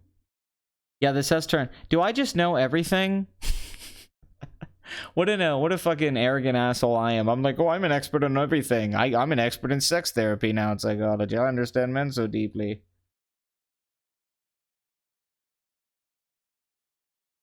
I'm just talking out my ass on everything. I don't know. I think I understand women a little bit better than most men do. I mean, that sounds arrogant, but I think I've never had the mystery box of women that some men seem to have. I think women are complicated, but I think they're complicated in a very simple way to understand. Where I think men present themselves maybe more simply, but I actually think men are much more complicated, actually. I think the way men think about things has a lot of complexity to it that is hard to explain. I think with women, it's complicated. There's a lot of factors, but I think it could be explained fairly well biologically, a lot of those things. With science, with men, it seems to be there's a lot more abstraction. It seems like most art, and that's probably just because men were in power, and innovation seemed to come from men. And where does that come from? Why do men put the work above their life and happiness more than women do? And that's an interesting question we have to explore. Why do men commit suicide more? How can you be so heartless? I mean, yeah, it's weird. Isn't it weird that hot people get laid more? It's almost like people want to bang hot people more, so thus they get more opportunities. It's weird how that works. I think men are more skeptical than women by far. Almost every girl I've ever met in my life believes in ghosts. Or like stupid shit. Yeah, I think men are way more skeptical. For sure. Probably more cynical.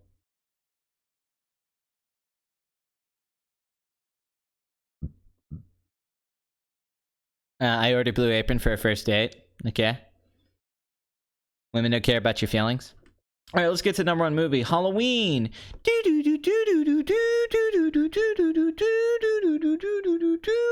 $32 million at the box office, a predictably steep drop, 58%, although it should have held a little better considering the weekend. Still, this is still a massive hit. $10 million budget. What the fuck? Actually, one thing I'm going to point out in my reviews, I actually think this movie could have been better had they put more money into it. I actually think if 25 million might have helped this movie. How the fuck did Rob Zombie get more money for his fucking movie? Anyway, $32 million second weekend, that's fine. 126 mil domestic on a $10 million budget, even with marketing. 172 million worldwide from David Gordon Green. This is clearly his most successful movie, passing Pineapple Express. Co-written by Danny McBride. This is a Blumhouse production. After the massive opening weekend, which is probably why the drop's a little higher. That was a front-loaded opening fucking weekend. That $76 million opening weekend was insane. I mean, I think 50 million was the top out of my head. So that's insane. The Nun, you know, is past that. It's the only thing you can go like, yeah, that opened better. So a huge opening weekend, decent second weekend. This is definitely on track to make at least 150 million, if not way more than that, like 175 to 185. It's still not Blumhouse's biggest film. That's still Get Out, which made 176 million, like an insane number at the box office. Might even be 177. Let's go check real quick. Get Out made 176, which is insane. Get Out had great holds. 255 million worldwide. They should be able to pass that, though. They should be able to make more than that domestically and worldwide. Although who knows how big the Halloween franchise is internationally. But for Halloween weekend, this is a huge hit. I think Jamie Lee Curtis is a huge factor here. This is a big moment for her coming back as Laurie Strode. This is big for David Gordon Green. This puts him in a whole nother level now. He tried to really become more of a Hollywood director a few years ago with Pineapple Express and The Sitter, and it didn't work out. Now this puts him in a whole new level outside of indie director or television, that HBO stuff he worked on, which I'm a fan of. This brings back Mike Myers. And now LeBron James wants to do Friday the 13th because I think he saw dollar signs and he's out there in LA with the Lakers now like, I can make movies now. Yay. I want to make $100 million profit off a Friday the 13th movie. I think Freddy's coming back. I think fucking Hellraiser Pinhead's coming back. I think this is going to launch a bunch of slashers coming back, which for better or worse is inevitable, just like 2000s. Although this is way better than the Rob Zombie movie. But yeah, wow, what a huge opening weekend this is. I mean, this is the first real Halloween to be a blockbuster since the original, which was a blockbuster. The movie made $47 million in 1978 on a $400,000 budget. That's a hit. This is the first one since then to really just be a straight up blockbuster. But I didn't expect it to be this big of a blockbuster. Like, I would have been surprised if this had made $100 million domestic and been like, well, that's successful. But the fact that it's just a hit, sort of like Crazy Rich Asians was just a hit, or A Star Is Born. It's just in 2018, people are going to the fucking movies. I didn't even feel the hype for this movie. I mean, I knew that it was going to do well, but I didn't think it had this kind of hype. Good for them releasing a Halloween movie actually around fucking Halloween. And I don't really know what there's to say about this. I love Judy Greer. I liked her boobs in Adaptation. But yeah, I mean, wow. Great for Blumhouse, great for David Gordon Green, great for the franchise. No doubt there's going to be sequels, and I guess people still want to go see slasher films, because most of the horror films that were doing well, we were talking about, are The Conjuring and The Nun and the Insidious franchise. They're all like ghost stories, demons and stuff. We weren't really getting a lot of big hit slasher films. The only one, I mean, yeah, none of them, even It wasn't a slasher film, Pennywise. But I guess after that movie did so well, it opened up the floodgates, and now characters like Mike Myers can be in a blockbuster film too. I mean, so this is doing better than all expectations.